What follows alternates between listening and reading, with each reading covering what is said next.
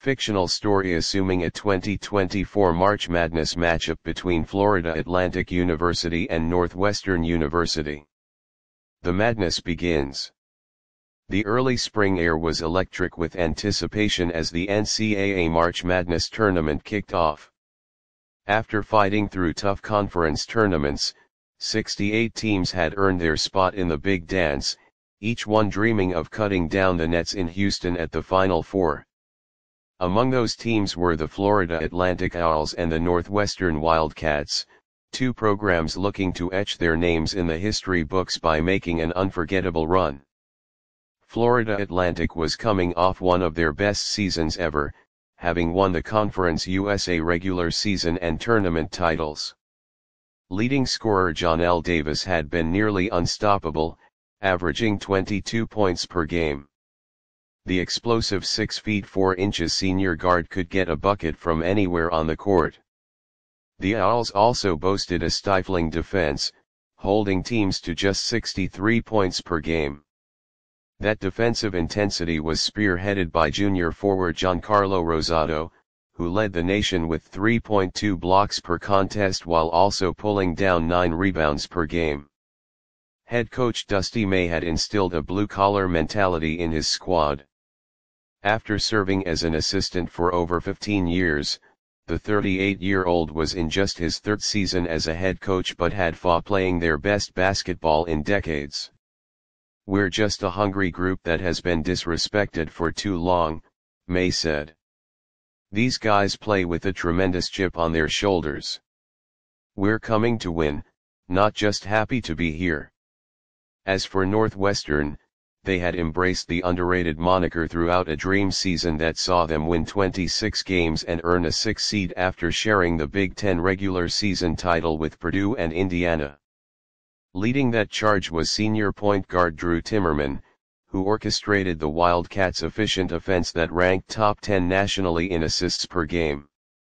Timmerman had been an unheralded recruit coming out of high school, but over 4 years had developed into one of the top floor generals in the country through his brilliant decision-making and tremendous court vision. His 7.5 assists per game had him near the top of the national leaderboards. "Drew just makes everyone around him better," said Northwestern head coach Kristen Parker. "He puts the ball on a string and creates easy opportunities for our scorers to shine." The Wildcats' top scorer was junior Simeon Mitchell, who averaged 17 points per game through his slick mid-range game and ability to generate contact. The 6 feet 6 inches wing routinely got to the free throw line double-digit times per contest.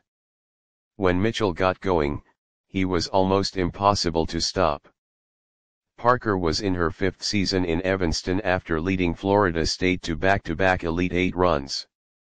Now 39 years old, she had transformed Northwestern from a perennial underachiever into a Big Ten powerhouse through her intense focus on discipline and accountability.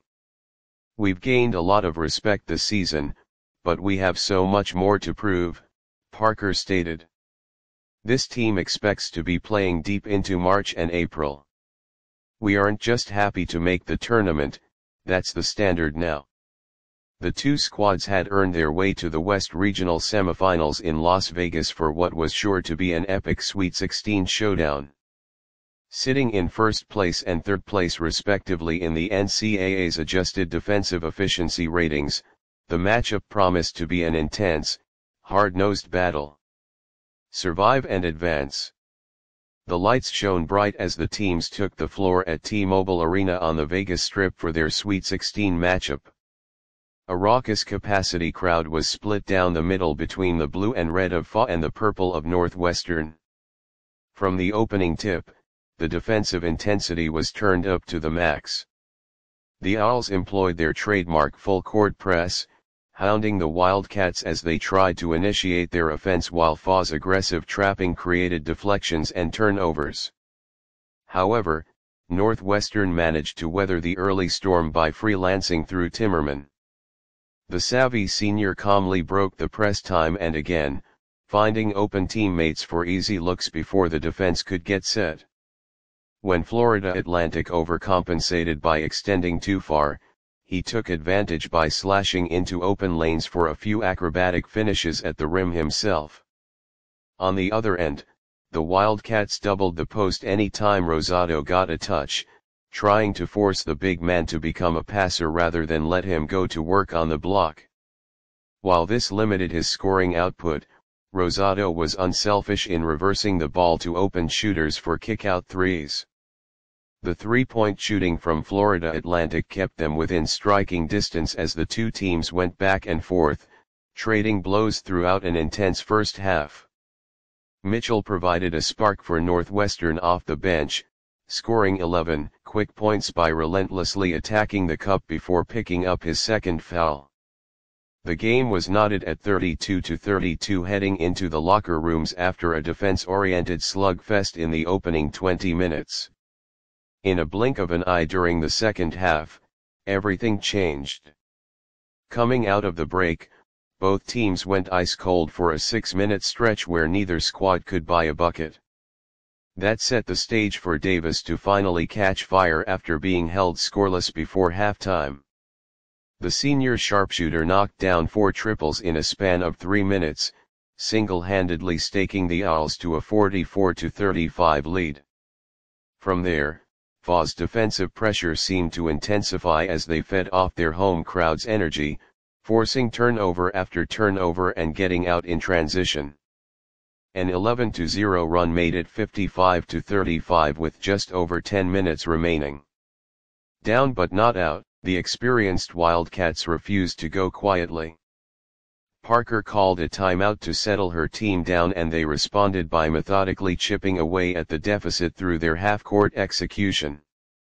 Timmerman took over as the floor general, making all the right reads to keep the Florida Atlantic defense off balance while Mitchell got hot again, this time from beyond the arc by burying 3 triples.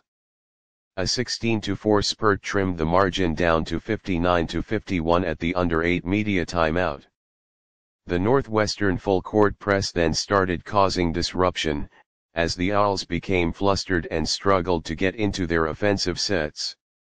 Their frustration was compounded by foul trouble, as both Rosado and Davis were carrying 4 fouls with over 5 minutes left. With the game hanging in the balance, it came down to a final 3-minute stretch where the lead changed hands 3 times amid a frenetic sequence of big buckets, defensive stops and jaw-dropping plays from both sides. Davis fouled out after receiving a controversial charging call while attacking the rack in transition with 2:30 left and FAU clinging to a 67-66 lead. Northwestern immediately capitalized with a Timmerman drive and dish to Mitchell for a go-ahead 3 on the ensuing possession, putting the Wildcats up 69-67. May erupted on the sideline in protest of the call on Davis and was whistled for a technical foul. But instead of extending the Northwestern lead, Parker elected to put her best free throw shooter Jordan Spellman at the line instead of allowing Timmerman to shoot the penalty shots.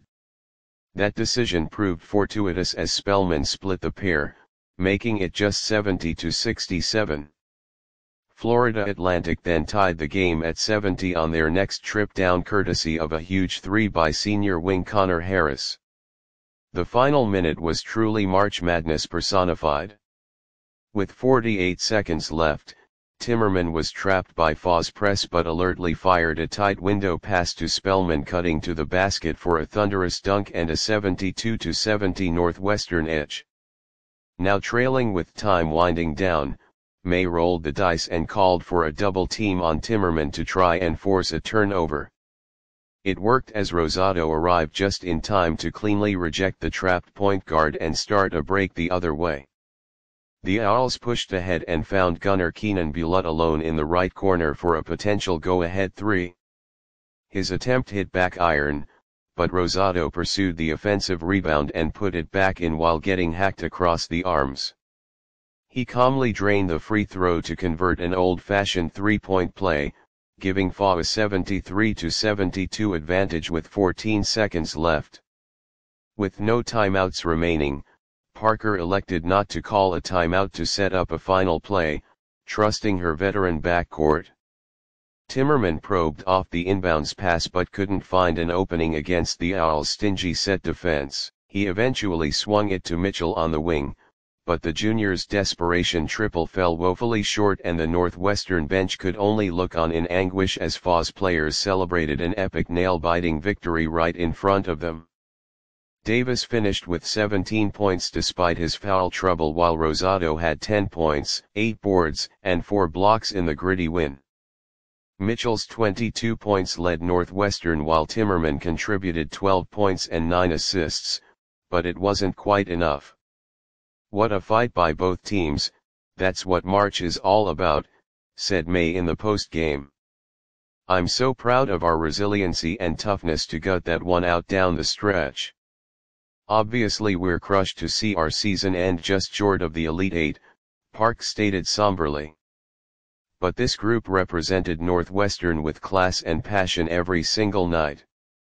We gave it everything we had until the final buzzer. The team to beat." Fresh off that heart-pounding Sweet 16 thriller, Florida Atlantic had the difficult task of preparing for a rematch from earlier in the season against Big 12 powerhouse Kansas just 2 days later. Back in November, the then unranked Owls had pulled off a 67-61 home upset over the 5th-ranked Jayhawks in one of the biggest wins in program history. Davis had gone for 28 points in that one, while Rosado was dominant inside with 18 points and 12 boards against Kansas' formidable front court. This time around, FAU caught a break as the Jayhawks were short-handed following a lower leg injury to star senior forward Jair Boston in their Sweet 16 win over UCLA. The 6 feet 8 inches Boston had been one of the most productive players in the nation, averaging 17 points and 10 rebounds per game. Without their go-to scorer inside, Kansas had to rely more heavily on their perimeter trio of Trent Goff, Markin Ruffin, and Caleb Brown. The three guards combined for over 40 points per contest and each could take over offensively when they got hot from deep. While Boston's injury was a huge loss, head coach Lance Chauvez's squad still had one of the most imposing defensive units in the country, led by point guard Ruffin. The 6 feet 3 inches senior was a 2-time Big 12 Defensive Player of the Year, utilizing his length and anticipation to routinely make life miserable for opposing backcourts.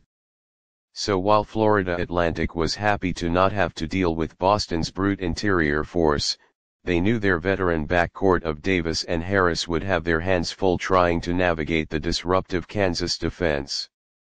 "Ruffin is a nightmare on that end," Davis said in the lead-up. "He's got incredibly quick hands and never lets you breathe with his ball pressure. It'll be a huge challenge but we relish that test." For May and the Owls, their NCAA tournament journey had taken them from a hard-fought opening round win over College of Charleston to capturing the nation's attention with their gritty showing against Northwestern. Now they had to take the next step up in class and prove themselves against one of the true blue bloods in Kansas. A spot in the Final Four was within their grasp as they embraced the opportunity. "This group believes we can play with anyone in the country," May stated matter-of-factly. "We've got veteran leadership, toughness in the trenches, and a killer instinct unlike anything I've been around. I wouldn't want to be in the ring with anyone else." When the Elite Eight matchup tipped off, Florida Atlantic made an immediate statement by imposing their frenetic defensive tempo to start the game. Rosado swatted away a Brown layup attempt in the opening minute, then Bullitt came up with a steal that he finished with an acrobatic finger roll. A three by Harris extended the lead to 7-0 before Kansas could even set their offense. The Owls kept swarming on that end, extending their pressure out to half-court and mucking up the Jayhawks' offensive flow before it could begin. Kansas looked flustered as turnovers piled up from the sheer ball pressure and physicality. Meanwhile, FAU seemed to have fresh legs and scored effectively in transition with Davis and Bullitt regularly leaking out for early runouts. When Kansas did finally manage to set their half-court defense, Florida Atlantic attacked relentlessly by crashing the offensive glass and creating second-chance opportunities. Just over 10 minutes into the contest, the Owls were already in the bonus and took a commanding 28-11 lead following Rosado's three-point play in the paint. Chavez was forced to burn 2 early timeouts to stem the bleeding, with Kansas looking increasingly desperate and unable to settle into any kind of rhythm or flow.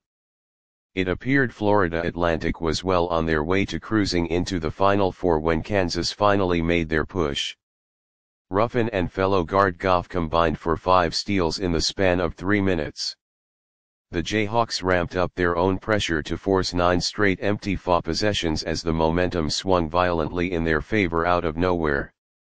On the offensive end, Brown found his outside stroke by hitting 3 triples during a game-changing 18-0 run. That scoring burst vaulted Kansas ahead 29-28 with just over 3 minutes left in the first half.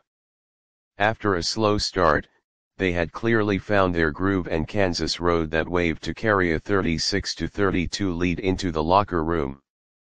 The second half developed into a classic March Madness slugfest between two battle-tested heavyweights trading haymakers. Whenever it looked like one team was seizing control, the other responded with a huge basket or defensive stand. Davis, Harris, and Bullitt all took turns carrying the scoring load for FAU as they refused to go away. The senior trio combined for all 39 second-half Owls points. Kansas, meanwhile, got major lifts from their role players off the bench. Reserve center Daniel Beard scored a crucial 6 points during a 4-minute stretch to counter Rosado's dominance inside, while guard Caden Collins knocked down multiple momentum-swinging triples to keep FAU at bay. Down 68-66 with 1:16 left, Davis put his team ahead by drilling an off-the-dribble triple over the outstretched arms of Ruffin in one of the biggest shots of his decorated career. Ruffin responded by calmly burying 2 free throws to knot the score at 69 with 33 ticks left. Out of a timeout, May deployed one final creative set play as FAU looked to earn one last shot for the win. The Owls crisply moved the ball around the perimeter before Harris skipped a pass into Rosado at the nail. Sensing the double incoming from Beard and rim-protecting forward Arman Yilmaz, Rosado calmly kicked it out to Davis for one final look at glory at the top of the key. With the clock winding down, the 6 feet 4 inches sharpshooter rose up uncontested and drained the cold-blooded 3-ball as the roar of the partisan Florida Atlantic crowd exploded all around him. 72-69. Davis threw his arms skyward in celebration as his teammates mobbed him from the bench with pure pandemonium. A timeout was called, but it did little to quell the chaos and delirious joy around the Owls huddle. Redemption was within reach, but they still had to sweat out one final possession from the seasoned Kansas squad. The Jayhawks ran a crafty staggered screen action to free Brown at the top of the key for the potential game-tying triple. The senior wing rose up for what felt like an eternity before his shot met every bit of iron. The ball was batted around before being swatted out near half-court by Rosado as the final buzzer pierced the thunderous arena noise. Bedlam ensued as FAU players piled atop each other at midcourt in their biggest human mosh pit since childhood. May stood triumphantly with his fists pumped, having now led his squad to the unthinkable, the program's first ever Final Four in the most dramatic fashion imaginable. "We've been down and counted out so many times before, so just another day at the office for this group, to be honest," he shouted over the roars. "Their tenacity and perseverance, I'm just so damn proud of them. A journey for the ages." The college basketball world was officially infatuated with Florida Atlantic and their storybook tournament run to the Final Four. Their grit, toughness, experience, and heart won over millions of admirers through those 2 thrilling Elite Eight victories.